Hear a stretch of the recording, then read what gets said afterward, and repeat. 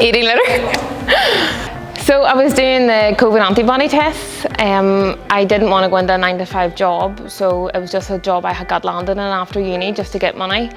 And I had really been watching it on Instagram because I'd seen other coaches in my local area. And yeah, I had just been stalking this to see what these were about and see if I enjoyed it or not. I'm guessing fitness is making up a large part of your... Yeah, I had a lot of free time in that COVID job because I was just going out houses all around like Ireland as a whole. So I had a lot of free time, so I was basically dedicating all my time to training and learning and like listening to podcasts. So yeah, a lot of my time was training myself. I know you were a little bit apprehensive about signing up for the course beforehand. What was going through your mind there? A mix of things, a mix of if I could make a career out of it, if it was going to be a waste of money, if it would be worth the investment, and yeah, I would take a lot of opinions of other people and then implement it myself. So I had taken my mum and dad's opinion of not doing the course at the start, missed out on the, I think he'd done an October intake, and was really annoyed that I was missed out in the October intake. So I was like, right, I'm going to do it in January.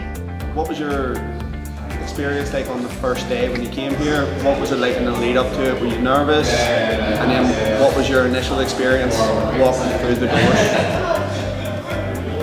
The lead up to it was grand. Like, you sent that book and stuff out, which I already was like my safety net because I had already been very much into books then anyway.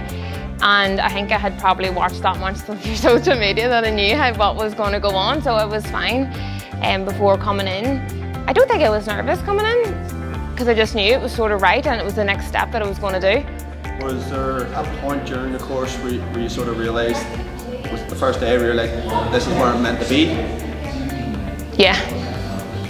What happened? What happened? I think it was your big talk at the start, being like, you know, this is the sort of standards that you need to set in the fitness industry. Even like the stuff not being smelly, like these are the standards that you need to sort of not live up to, but implement into it. And I was like, yeah, you know what, like this is what the fitness industry is missing, and this is something that I'm actually glad that I can now start to implement into the fitness industry. While you were on the course as a whole, what was your biggest takeaway?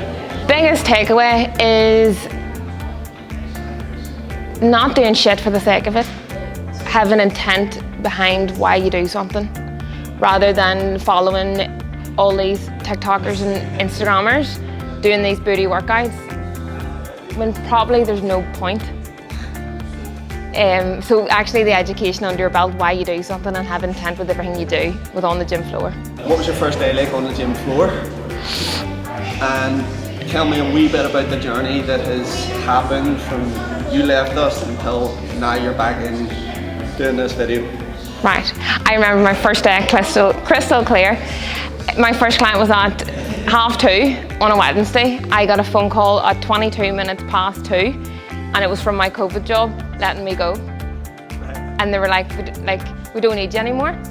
And in that instance, I was like, right, that's fine. I had just taken it under the chin. I was like, that's fine. And then ever since that point, I was like, this needs to fucking work. Like, this needs to work. So ever since, I was like, right, well, this is me, fully self-employed as of right now. So yeah, I was shitting myself on the gym floor.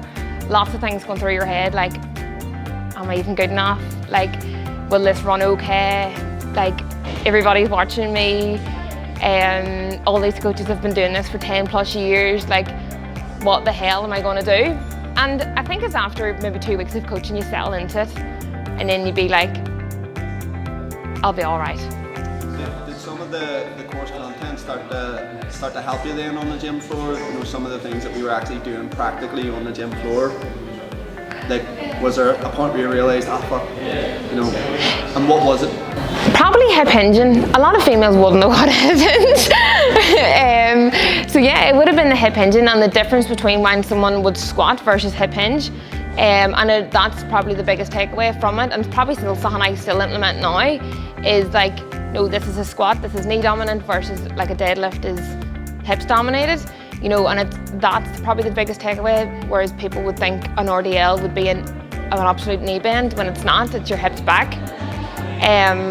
Biggest takeaway, I actually found my coaching, the gym I was in, was a lot different to everybody else's, so I think that's what scared me a wee bit as well. What's been the journey like since you left until now? I'm guessing there's been ups and downs and all sorts of stuff going on, and you're actually back and you are on the mastermind as well, so tell us a wee bit about that. I knew I was going to join that mastermind before I had even finished with Elite, because I had already been like, you know what, like we've already got a good education, like at the end of the day the hardest thing is going to be actually running a business, and how the hell am I going to run a business if I don't know how to run it? So I'd always knew I was going to do that mastermind, and from there it's been the helping hand that I've needed. It's been when shit hits the fan that I have you or PJ or whoever to help me pick up the slack, or even to tell me it's fine. You know, shit has to break. I'm now doing small group PT, which I love, with the girls. I'm also online as well, coaching girls. Some of them are in like the local area, or some are in Dubai or things like that, which is great. How does it feel now, doing something that I'm imagining that you love? I think it's mad, because this time last year I hadn't even qualified from here, which as cliche as it sounds, like you feel like you've like sort of made it, because this time last year I would have dreamt to have 3 small groups going and online clients, and I'm like, oh my God, you know, I'm now doing the life that I always wanted this time last year, whereas like I wouldn't have got that in any odd job. Like I choose what I have to do, and it's my responsibility to pick up the slack or else don't, and that's what I love. If there was one of your girls in the same position as you were last year, they're training currently, changing their physique, thinking maybe I could do that job, is it possible? What would you say to them? Yeah, absolutely possible. And it's what you make of it. Like, it's if you genuinely think, oh, I don't think I could do that, well then you can't do it. But if you think, yeah, I can do this, well then you will be able to do it. And like, there is always ways around everything. And like, I think that's one thing I've learned going into this job, is that it isn't black and white. You know, there's a different direction if something doesn't work. There will always be a new path.